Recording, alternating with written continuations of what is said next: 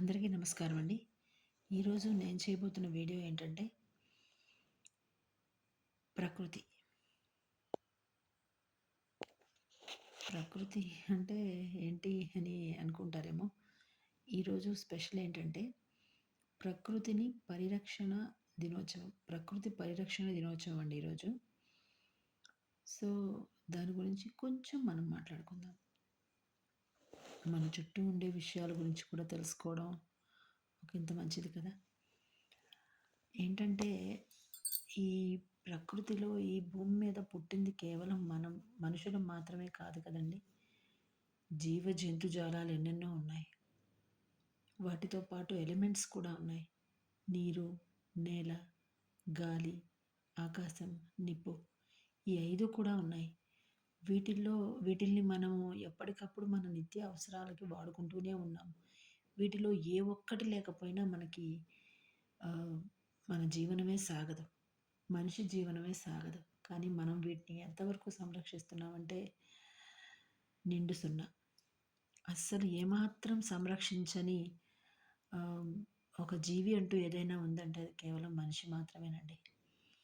ఎవరి పనులు వాళ్ళు ఈ భూమి మీద ఉన్న జీవరాశి మొత్తం మనిషిని పక్కన పెడితే, ఈ జీవరాశి మొత్తం ఏ ఒక్ కొంచెం కూడా నాశనం చేయదు. వాటి పని అవి చేసుకుంటూ పోతాయి. కానీ మనిషి మాత్రమే ఒక మనిషి అనే జీవాన్ని తీసేస్తే ప్రపంచం అంతా ఆహ్, వాటి పని అది చేసుకుంటూ పోతుంది. అలాగా ఉండిపోతుంది. కేవలం మనిషి మాత్రమే ఏదైనా పాడు చేసినా, బాగు చేసినా మనిషి కూడా ఉన్నాడు. పాడు చేసేవాళ్ళు ఒక 60%, 70% ఉంటే బాగు చేస్తామని తమ వంతు ప్రయత్నం చేసేవాళ్ళు ఒక 30% మంది ఉన్నారు. అవి చిన్న వాటి దగ్గర నుంచి పెద్ద వాటి వరకు సంరక్షణ బాధ్యత తీసుకున్న ఒక పర్సెంటేజ్ అంటే 30% మంది మాత్రమే ఉన్నారు. అంటే ఎవరికి తోచింది వాళ్ళు. కొందరు కొన్ని వేల మొక్కలు నాటాలని అనుకుంటారు. కొందరు నదిలో ఉండే ప్లాస్టిక్‌ని శుభ్రం చేయాలనుకుంటారు.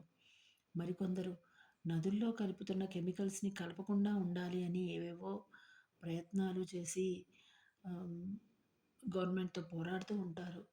మరికొందరు ఆహ్, రోడ్డు మీద వాహనాల కాలుష్యం ఎక్కువగా ఉంది. లేదంటే ఆ వాహనాలు రాకపోకల వల్ల నేల కుంగిపోయి ప్రమాదాలు జరుగుతున్నాయని వాటిని తగ్గించే ప్రయత్నం చేస్తూ ఉంటారు. తమ దగ్గర ఉన్న తమ సొంత సొమ్ముతో. ఎవరి కోసం ఎదురు చూడకుండా. మరికొంతమందుంటారు.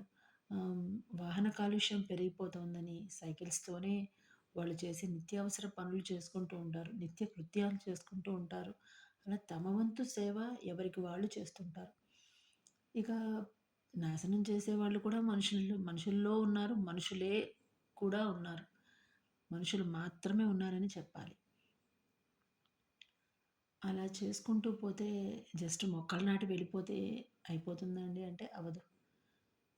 మన వంతుగా మనం రోజు చేసే చాలా పనులు తగ్గించుకుంటే చాలా వరకు మేలు జరిగినట్టవుతుంది. ప్లాస్టిక్ వాడకం తగ్గించుకోవాలి. నీటిని ఎక్కువగా వాడకం తగ్గించాలి. అలాగే హ్మ్. ఇంకా చెప్పాలంటే చాలా ఉన్నాయి. ఆహ్, ఇంట్లోనే కాదు మన చుట్టుపక్కల ఉండే మొక్కల్ని ఎంతో అంత పట్టించుకోవాలి. చుట్టుపక్కల ఉండే జీవరాశులకి దాహం తీరుస్తూ ఉండాలి. చుట్టుపక్కల ఉండే జీవరాశికి ఆహారాన్ని కొంత ప్రొవైడ్ చేస్తూ ఉండాలి. ఎండ కావచ్చు, నీడ, వాన కావచ్చు వాటికేదైనా నీడనివ్వాలి. ఇలా రకరకాల ప్రకృతిని సంరక్షించే పనులు ఎన్నో ఉన్నాయి. కాంక్రీట్‌తో కాకుండా ఆహ్, మనకి ప్రకృతి మాత ఇచ్చిన మట్టితో కూడా ఇంటిని నిర్మించుకొని జీవనం సాగిస్తున్న వాళ్ళు ఈ రోజుల్లో చాలామంది ఉన్నారు. అలాంటి వాళ్ళు చదువు సంధ్య లేని వాళ్ళు కాదు. లిటరల్లీ కొంత చదువులు చదివిన వాళ్ళు వాళ్ళంతాను. అలాంటి వాళ్ళు నేచర్‌ని కాపాడుతూ, నేచరే మా ఇల్లు అన్న విధంగా వాళ్ళ ఇంటిని మార్చుకొని మనం ఎన్నో సైట్స్‌లో చూస్తూ ఉంటాము.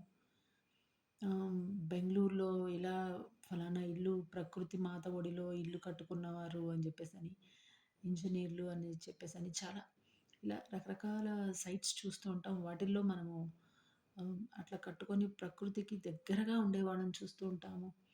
అండ్ ఇంకా చెప్పాలంటే గో సంరక్షణ చేస్తూ వాటితో వచ్చే కొంత హ్మ్, వాటి మలమూత్రాలతో వచ్చే ఆహ్, వాటితో ఏదో బయోగ్యాస్ తయారు చేసి నిప్పుతో వంట అది చేసుకుంటూ అట్లా రకరకాలు ప్రకృతికి తమ వంతు సేవగా సేవ చేసేవాళ్ళు చాలామంది ఉన్నారు.